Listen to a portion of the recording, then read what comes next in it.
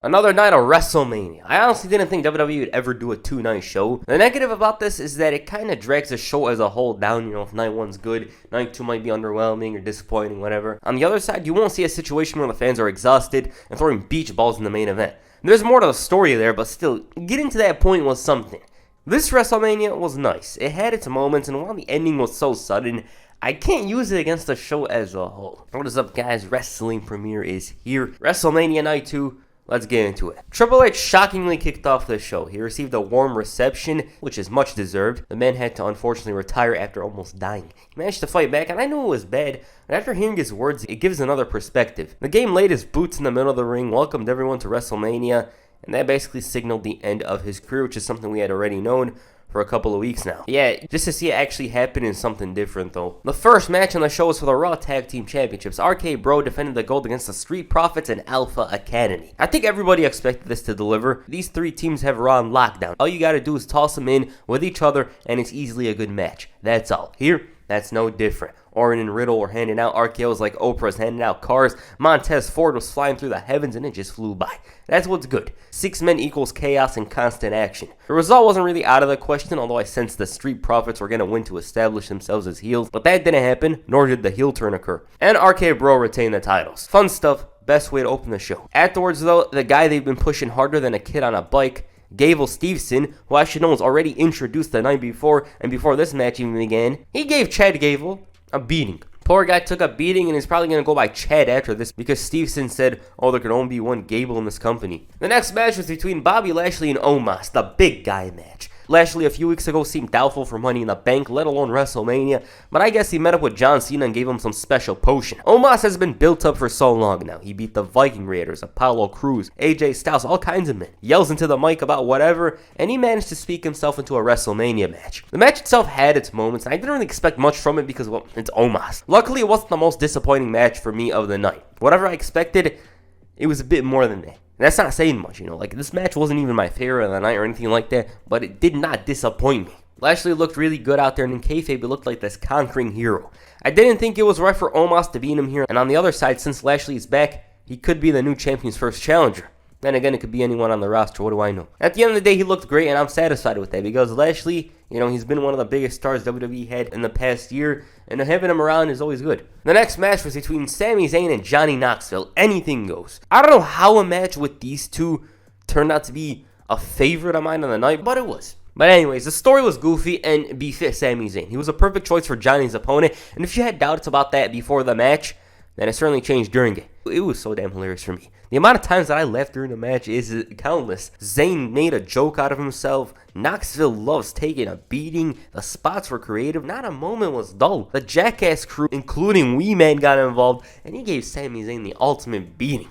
Zayn was overwhelmed, and for a comedy match, it was perfect. It did its job. For the most part, people loved it. I did as well. Both men brought it when it mattered most. It lived up to the build, and it's matches like these that show why Sami Zayn is featured so often on TV. They trust him to go out there and deliver, and that's what he did here. The next match is the WWE Women's Tag Team Championships. Queen Zelina and Carmella defend the gold against Sasha Banks and Naomi, Liv Morgan and Rhea Ripley, Natalya and Shayna Baszler. Quite the entrances and attires. The action was solid. Nothing outright memorable. There was a nice spot from Liv and Sasha early on. There was a couple of near falls in there that made me believe, such as the super kick from Carmella, but everyone knew they were losing the titles. Corey Graves was a minor character in this match, constantly talking about this wedding and whatnot. He's out here worried about Carmella losing the match. And Liv and Rhea were my pick, but it turned out to be Sasha and Naomi. This gave Sasha her first victory at WrestleMania, which sounds unbelievable. Decent stuff. If you watch it, it's cool. But the match isn't something to go out of your way to watch unless you're watching the whole show. And the next match was between Edge and AJ Styles. Okay, one of the most hyped matches.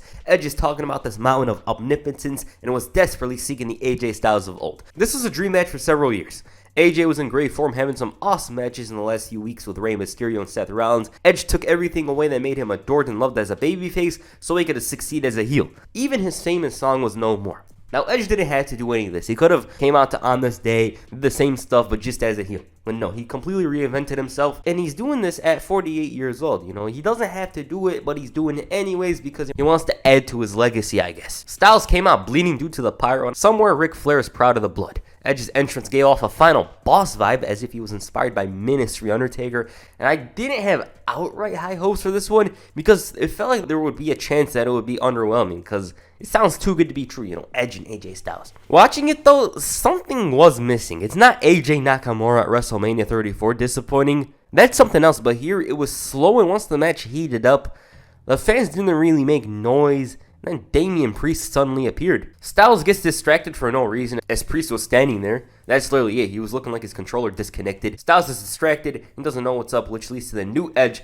capitalizing with the spear to win it. I kind of thought he'd kick out there, and if he did, it would have been cool, but it wasn't to be. The match as a whole isn't outright polarizing. Some of you guys are going to love it, but I just wanted it to be a bit faster and more heated. Like, that's what I expected. Because while there was intense moments such as the beginning, it was few and far between. Other than that, Edge is a master of psychology. I have optimism in a sequel because I doubt they have the same match again, especially with how the story's going. I'm going to get to that soon, but as for the match, as I said, I feel like something was a bit off. I feel like there should have been a little more drama to it, Like, there was some dramatic moments here and there, but they should have added a bit more in the drama area, and this would have been a certified classic. Damian Priest is finally in a good position again. They were high on him, but one day, it's like they didn't know him.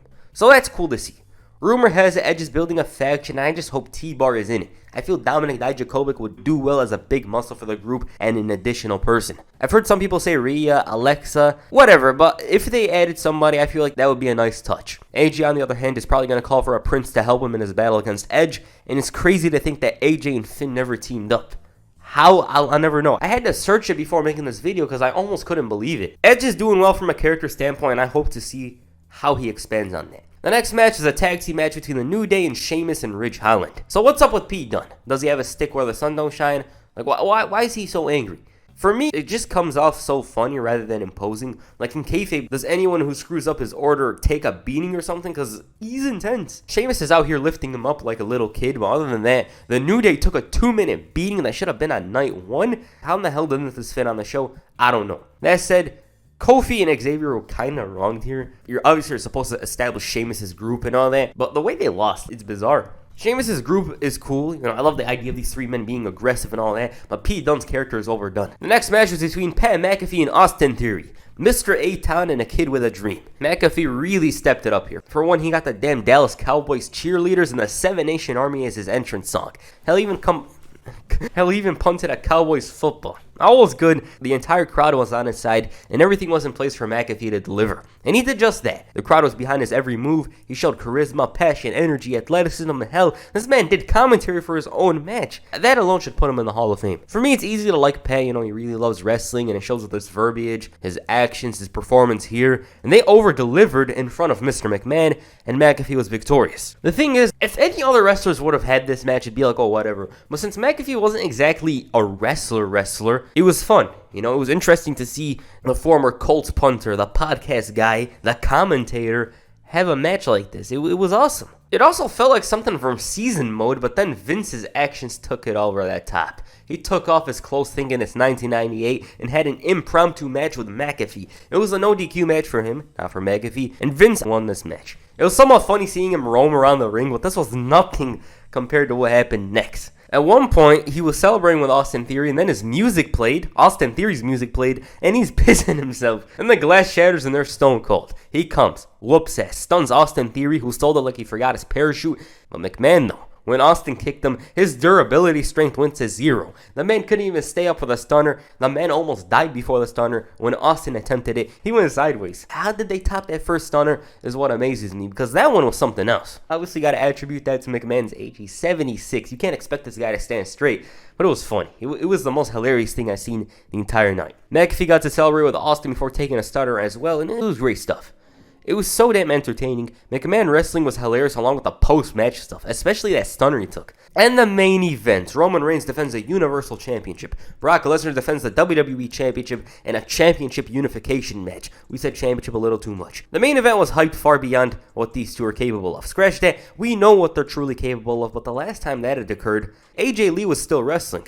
That said, I had hopes. Oh, the build is intense, it's gotta deliver all that. Surely the match delivers, right? Surely the Usos interfere, but no, it was a Brock Lesnar special. Finishers in abundance. The story's forgettable, finishers in abundance. But even then, I thought the match was going to heat up. It wasn't even bad, but just then Roman hits the spear after a Kimura lock, which is either masterful selling from Roman or he was legit injured. I don't know, but he hit the spear and won the match. Where's the F5 on Paul Heyman? And most importantly, where's the biggest WrestleMania match of all time? We got an answer for the last question though. The biggest WrestleMania match of all time is either in 1987, 2001, 2002, or 2012. It certainly wasn't in 2022. When I expected to hear Roman's entrance song, it would be after a hard-fought victory.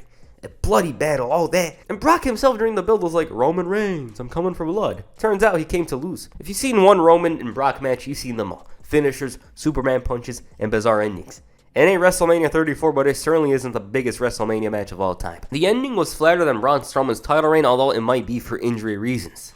Other than that, the guys didn't really show something new in the match. They spammed finishers before the match set in, and when that happens, you can't go backwards. Now that Roman is 2-belt Roman, or whatever the hell you want to call him, I don't know who the hell's going to beat him. We don't even know who they got lined up, if they even got anybody lined up. I hope he loses one of the titles now, because I don't want to see Roman holding 2 titles for a year. Like that wouldn't be good. Alright, that's WrestleMania 38 Night 2. It wasn't as good as Night 1, but it was a hell of a lot of fun. Most disappointing match for me was not Edge vs AJ Styles, it was Roman Reigns vs Brock Lesnar. It certainly wasn't the biggest WrestleMania match of all time. The way they built it up, like I just expected something else, and it just left a sour ending to that show. But we're not going to let that ruin everything. Just because that was underwhelming didn't mean everything else was bad. The opener was fun. Sami Zayn, Johnny Knoxville was very entertaining. The women's triple threat over-delivered, at least for me. Edge and AJ Styles, they had a disconnect with the fans. I feel like if they slightly tweaked it, it would have been a classic. Pat McAfee and Austin Theory was something special. The moments, not the match, the action, but it's just something special I'll remember for certain from this WrestleMania, with the McMahon pissing himself after hearing Theory's music, Stone Cold coming in and hitting the stunner on both of them. It was fun. But yeah, it ain't Night 1, but it certainly was a fun show for me. Overall, WrestleMania 38 in general is a good show. This was the best WrestleMania that WWE has put on in years. Like, I'm serious. They haven't put on WrestleMania this good since WrestleMania 31. I just don't understand why the main event was so underwhelming the way it was. If Roman and Brock were going to be in the same ring, I just want them to be tag team partners rather than opponents. Because we've seen them as opponents a million times, and only one of those matches was great. That's all I'm going to say. Alright, what do you guys think of WrestleMania 38 Night 2? Please comment down below, and that's it for this video. Make sure you hit the spear on the like button, and perhaps the Superman punch on the subscribe button. Peace, I'm out.